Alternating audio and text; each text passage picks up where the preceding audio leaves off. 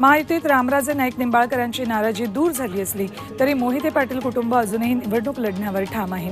मोहिते पाटील कुटुंबानं मतदारसंघात गाठीभेटी दौरे सुरू केलेत। आज धैर्यशील मोहिते पाटील सांगोला दौऱ्यावर आहेत। त्यांच्या पत्नी शीतलदेवी मोहिते पाटील करमाळा विधानसभा मतदारसंघात तर चुलत भाऊ शिवतेज सिंह मोहिते पाटील माढा विधानसभा मतदारसंघ पिंजून काढणार आहेत। महादेव जानकर आज शरद पवारांची भेट घेत आहेत। माढा लोकसभेची जागा महादेव जानकरांना मिळण्याची शक्यता आहे। त्या पार्श्वभूमीवर आज दोघांमध्ये चर्चा होऊ शकते। पुण्यातल्या शरद पवारांच्या घरी जानकर चर्चा करणार आहेत। बीड लोकसभा मतदारसंघात पंकजा मुंडेंना आव्हान देण्यासाठी शरद पवार मेटे कार्ड खेळणार आहेत। शिवसंग्राम पक्षाचे संस्थापक अध्यक्ष दिवंगत विनायक मेटे यांच्या पत्नी ज्योती मेटे या राष्ट्रवादी शरदचंद्र पवार पक्षात प्रवेश करणार आहेत। मंगळवारी मेटेंनी पवारांची त्यांच्या पुण्यातल्या निवासस्थानी भेट घेतली। त्या बीडमधून लोकसभा लढवण्यास इच्छुक आहेत।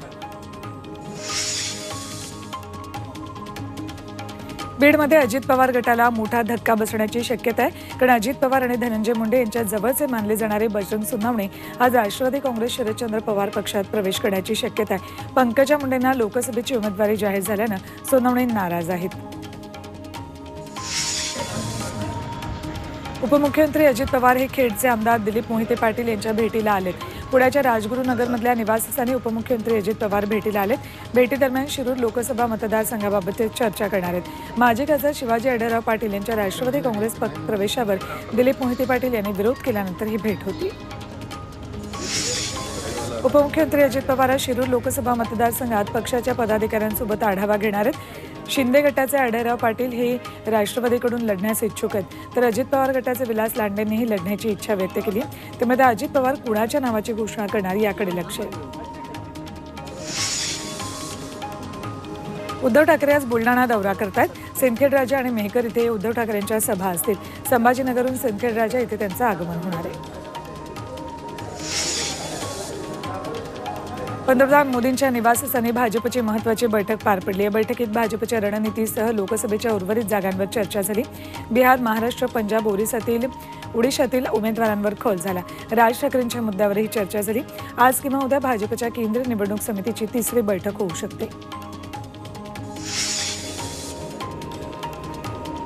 महाविकास आघाडीचं जागा वाटप उद्या जाहीर होऊ शकतं अशी माहिती सूत्रांनी दिली आहे। बुधवारी महाविकास आघाडीचे दिग्गज नेते पत्रकार परिषद घेऊन जागा वाटपाची घोषणा करू शकतात। हे जागा वाटप वंचित बहुजन आघाडीसह होतं की त्यांच्याशिवाय होतं हे पाहणं महत्त्वाचं असेल। जागा वाटपाबाबत प्रकाश आंबेडकर यांच्याशी चर्चा सुरू आहे। तेव्हा प्रकाश आंबेडकर योग्य निर्णय घेतील अशी प्रतिक्रिया रोहित पवारांनी दिली। स्वाभिमानी मराठी माणूस दिल्लीला जाऊन वाटाघाटी करत नाही असं म्हणत त्यांनी राज ठाकरेंनाही टोला लगावला।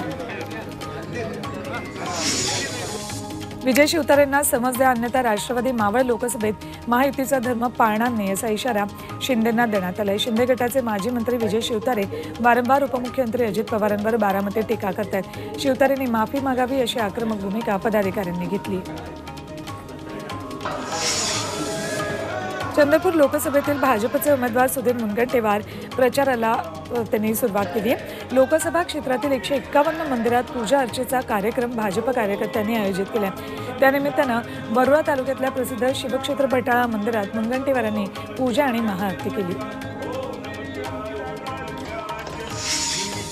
चिराग पासवान यांच्या लोजपा रामविलास पक्षाची आज दिल्लीत बैठक होतीये। या बैठकीत बिहारमधील 5 जागांवरील उमेदवारांबाबत चर्चा होईल। चिराग पासवान उमेदवारांची यादी जाहीर करण्याची शक्यता आहे। लोकसभा निवडणुकीसाठी काँग्रेसची तिसरी यादी आज जाहीर होऊ शकते। रात्री उशिरापर्यंत चाललेल्या काँग्रेसच्या बैठकीत 30 उमेदवारांच्या नावावर शिक्कामोर्तब करण्यात आलं। आज ही यादी जाहीर होण्याची शक्यता आहे।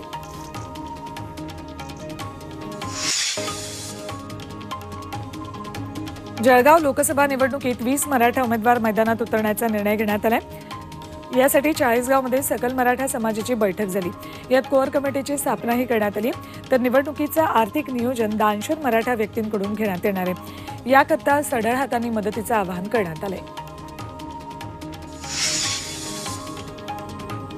पुणे महापालिकेकडून अंदाजपत्रक जाहीर करण्यात आले। आचारसंहिता लागण्यापूर्वी तब्बल 300 कोटी रुपयांच्या कामांना मंजुरी देण्यात आली आहे। रस्ते, पाणी पुरवठ्याची कामं केली जाणार आहेत। कामं सुरू करण्याची परवानगी देण्यात आली असून कामात उदासीनता दिसून आल्यास थेट कारवाई केली जाईल असा इशारा अतिरिक्त आयुक्तांनी दिलाय। महाड चौदार तळे सत्याग्रहाचा 97वा वर्धापन दिन साजरा होतोय।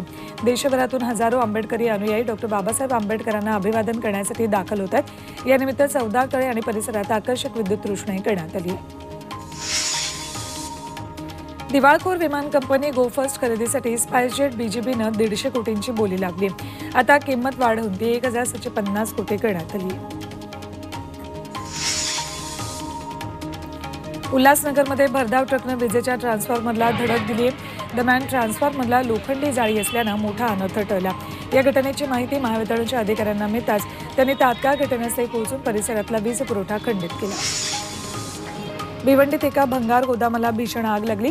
अंजूर फाटा ते दापोडा रस्त्यावरील गोदामाला मध्यरात्री आग लागली। या आगीत गोदामाबाहेर पार्क करण्यात आलेला कंटेनर, टेम्पो आणि 2 दुचाकी जळून खाक झाल्यात। 3 तासांच्या अथक प्रयत्नानंतर आगीवर नियंत्रण मिळवण्यात यश आले। आगीचं स्पष्ट कारण अद्याप स्पष्ट झालेलं नाही।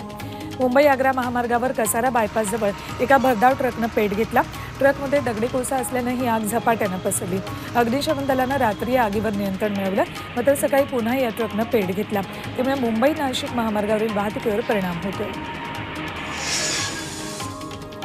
मुंबई आंतरराष्ट्रीय विमानतळावर DRIनं मोठी कारवाई करत 100 कोटींचं कोकेन जप्त केले।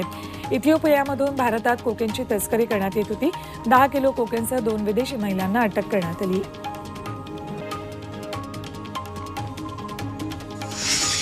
नाशिकच्या नांदगावमध्ये माणिकपुंज धरणातून पाण्याचा अवैधरित्या उपसा करणाऱ्यांवर कारवाई करण्यात आली। यावर महसूल पाटबंधारे पोलीस आणि नगरपालिका विभागानं कारवाई करत 15 वीज पंप जप्त केलेत। प्रशासनाने 177 परवानाधारक आणि विनापरवानाधारकांना कृषीपंप हटवण्याचा इशारा दिला होता, मात्र कारवाईच्या इशाऱ्याला न जुमानता लाखो लिटर पाण्याचा उपसा सुरूच होता।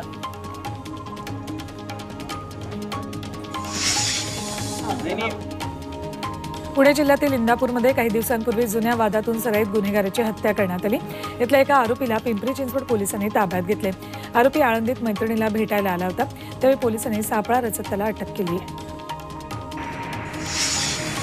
पुणे शहर आयुक्तालयातील 32 पोलीस ठाण्यांमध्ये तब्बल 16,000 गुन्हे प्रलंबित आहेत। पोलीस आयुक्त अमितेश कुमारांनी ही प्रलंबित गुन्हे तात्काळ निकाली काढण्याचे आदेश दिलेत। तसंच 3 महिन्यांच्या पुढे कोणतेही गुन्हे प्रलंबित न ठेवण्याचेही आदेश दिलेत। फिफा वर्ल्ड कप 2030 6 देश आयोजन करणार आहेत। मोरोक्को, स्पेन आणि पोर्तुगाल फिफा वर्ल्ड कप 2030ची जबाबदारी सोपवण्यात आली, तर उरुग्वे, अर्जेंटिना आणि पॅराग्वेवर उद्घाटन समारंभाची जबाबदारी असेल। टुर्नामेंटला 100 वर्ष होत असल्यामुळे फिफानं ही घोषणा केली। भारताचा क्रिकेटपटू KL राहुल यांना उज्जैनच्या महाकालेश्वर मंदिरात जाऊन दर्शन घेतलं। आज पहाटेच तो आपल्या कुटुंबियांसोबत मंदिरात दाखल झाला। यावेळी मंदिर प्रशासनानं राहुलचं स्वागत देखील केलं। मनमाडची वेटलिफ्टिंगपटू आनंदी सांगळेनं राष्ट्रीय महिला लीग वेटलिफ्टिंगमध्ये सुवर्णपदक पटकावले। छत्र विद्यालयातील या 8वीत शिकणाऱ्या आनंदीनं 76 किलो वजनी गटात 158 किलो वजन उचलले। आनंदीचं क्रीडा विश्वातून कौतुक होतं।